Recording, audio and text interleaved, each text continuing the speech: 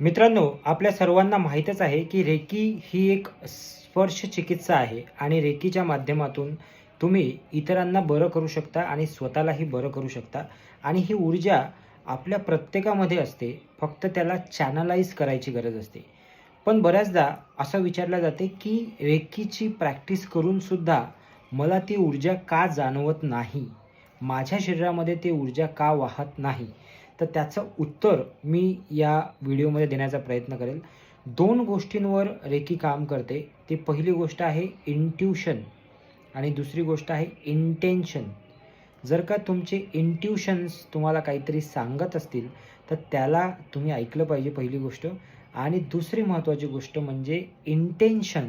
कुठलीही गोष्ट करण्यासाठी जे आपले इंटेन्शन आहेत, ते जर का चांगले असतील, तर ती गोष्ट आपोआप चांगली होईल, ती आपोआप मार्गी लागेल.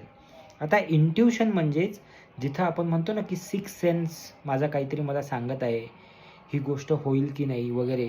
ते जे सिक्स्थ सेन्स आहे, ते काय सांगते तुम्हाला म्हणजे तुमचं अंतर्मन हे तुम्हाला काय सांगते, ह्याला तुम्हाला फॉलो करायचं आहे आणि त्या अंतर्मनाला जोडण्यासाठी सुद्धा तुम्हाला रेकीच हेल्प करणार आहे.